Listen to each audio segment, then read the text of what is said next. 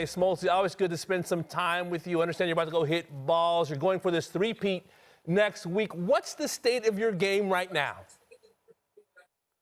Well, what's interesting is during this difficult time that everybody's been under, golf's been a savior, right? So I sat only because I've been able to play a ton of golf with the fact that you would think playing a ton of golf would get you better. But I'm anxious, as I always am, when I get to a tournament, because when something counts, I want to be at my best. So I would say my game is ramping up to where I want it to be with this, opportunity to defend again. This is going to be pretty cool.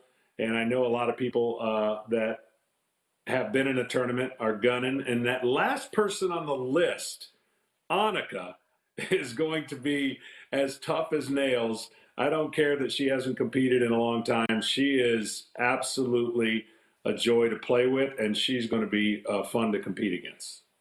John, I think every golfer on the planet would love for Tiger Woods to say something positive about their golf game. There was a quote I found that ran in Golf Digest about you, and Tiger said that he believed you'd be one of those players that he feels like could go out there and compete on the senior tour. Now, having done that, how was the experience getting out there and playing against the seniors at that 2018 U.S. Senior Open? Well, obviously I was overmatched at that point, but I learned a lot about my game. My schedule is crazy, and I would love to have a little bit of time to practice to get ready for tournaments. But because I have a unique opportunity to play in some of those, my job comes first with Fox and MLB Network. And that U.S. Open experience, I truly believe, made me a better golfer. There are things I definitely know I do wrong, and there are some things physically I have to fix. But until then, I love to compete, and what I have is what I have in my golf. Sometimes it's not, but I've always been a fierce competitor. That if I cleared my schedule and had an opportunity to work on some things, I would love to see how far I could take my golf game. But that's neither here or there right now. I still have a job to do and want to do that first. And getting a chance to play golf is just a treat, anywhere, anytime, and anyhow. I also heard a rumor that you one time threw BP to Tiger Woods. Can we get a little breakdown of Tiger Woods' baseball swing, how that looked?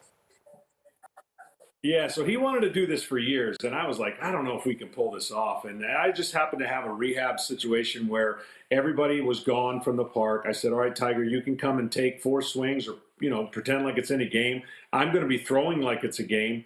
And he took the batting practice. I was concerned back then about not me hitting Tiger. I wasn't going to hit him. It was just jamming his thumb or catching one, with golfers. I was like, are you sure you want to do this? And obviously he's so competitive. We play ping pong. It doesn't matter what the sport, he wants to compete.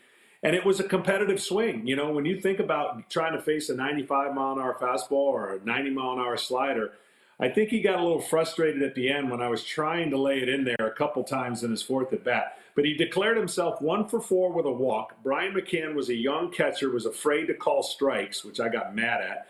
But all in all, it was a good time. It was fun. It was something we'll always be able to talk about for the rest of our lives. 1 for 4 won't get you to the Baseball Hall of Fame batting .250, but not bad off of John Smoltz. Smoltz, I want to ask you something. I'm sure that you appreciate what the best players in the world do. You've talked about how consistent they are. I'm curious, what do they ask you about your baseball career and your own competitive toughness?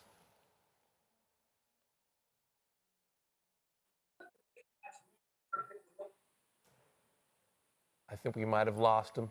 We lost him.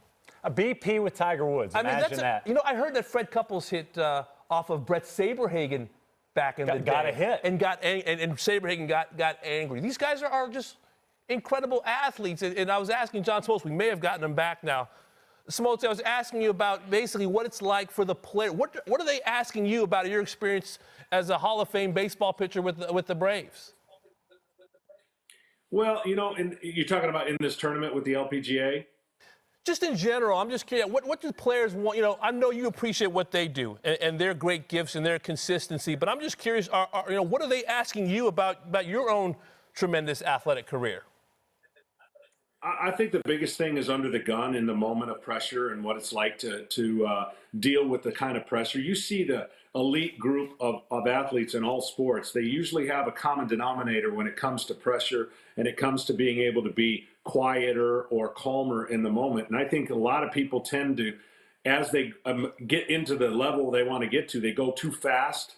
We all experience that. I think some of those things from the mind games of what it was like to compete, whether it's in a game 7 or when it's the biggest moment of our sport. And I love competing and talking about competing with other athletes in their own sphere of how, because golf is so unique, right? It's the self and own pressure you put on yourself because you really don't have teammates to bail you out or mess things up. So it's unique in itself. I never used to understand coming down the stretch how people could feel the way they feel about a particular shot that they've made 100 times or 1,000 times until you go through that unfamiliar moment.